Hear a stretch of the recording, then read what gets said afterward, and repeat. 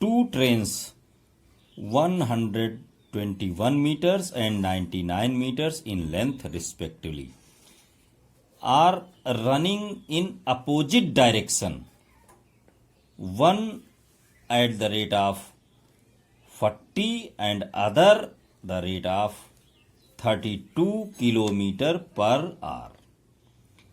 In what time will they completely clear of each other from the moment they meet? जब वो train एक दूसरे से मिलती है तो उसके बाद कितनी देर में वो एक दूसरे को पार कर जाएगी, और डायरेक्शन है अपोजिट, मतलब एक ट्रेन अगर इधर जा रही है तो दूसरी ट्रेन इधर जा रही है।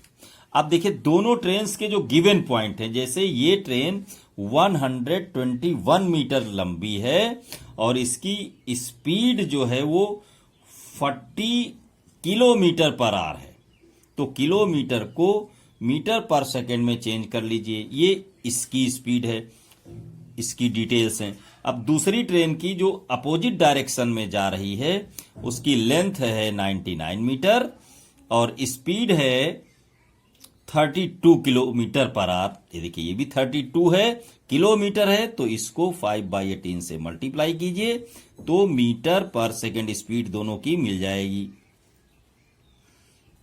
ये मिल गया। अब ये गिवन पॉइंट आपने नोट कर लिया। अब क्या करना है, अब ध्यान देना है कि ये ट्रेन है, दो ट्रेनें हैं, तो जब कोई ट्रेन किसी पुल को, दूसरी ट्रेन को, नदी को, प्लेटफॉर्म को पार कर रही होती है तो उसे दोनों की लेंथ के बराबर डिस्टेंस तय करनी होती है। तो यहां पर डिस्टेंस टोटल कितनी तय करनी पड़ेगी उसे, ये प्लस ये, तो 99 जोड़ देंगे 121 में तो ये 0 हो गया, 9 ये 2 हो गया, ये 2 हो गया, 220 मीटर इसे डिस्टेंस कवर करनी होगी।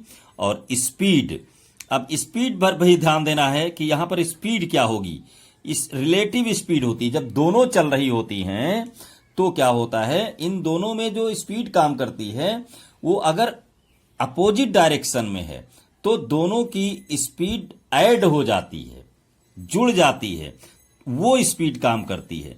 जैसे ये दोनों लिखे हुए हैं, इन दोनों को हम ऐड कर लेंगे, 32 ये था और 40 वो है, तो ये हो गया 72 किलोमीटर पर आवर। इसको 5/18 से मल्टीप्लाई कीजिए तो ये कटेगा 4 जा और ये आ गया 20 मीटर पर सेकेंड। ये स्पीड काम करेगी। ये ध्यान रखना है कि अगर ट्रेन सेम डायरेक्शन में है तो स्पीड माइनस हो जाती है, अगर ट्रेन अपोजिट डायरेक्शन में है तो स्पीड जुड़ जाती है। तो यहां पर ऐड हो गई तो ये स्पीड मिल गई, ये डिस्टेंस मिल गई। अब टाइम निकालना है आपको, तो टाइम उसके बाद निकालना तो सरल हो गया, क्योंकि time is equal to distance upon speed. तो डिस्टेंस है 220 मीटर और स्पीड है आपकी 20 मीटर पर सेकेंड, तो सेकेंड यहां हो जाएगा, second metre metre cut, 0 cut, ये आ गया 11 सेकेंड में ये ट्रेन दूसरी ट्रेन को क्रॉस कर देगी। जब से मिली है और मिलने के बाद से टाइम शुरू होता है। जैसे ये ट्रेन जा रही थी और दूसरी ट्रेन आई, यहां से जब दोनों के हेड मिले और ये क्रॉस कर गई तो इसको अपनी लेंथ और दूसरी वाली ट्रेन की भी लेंथ को क्रॉस करनी होती है, तब वो समय काउंट किया जाता है। इस तरीके से ये क्वेश्चन आपने किया कम समय में, बहुत अच्छे से समझ में आ रहा होगा। आप कमेंट भी करें, लाइक करें, शेयर भी करें। धन्यवाद।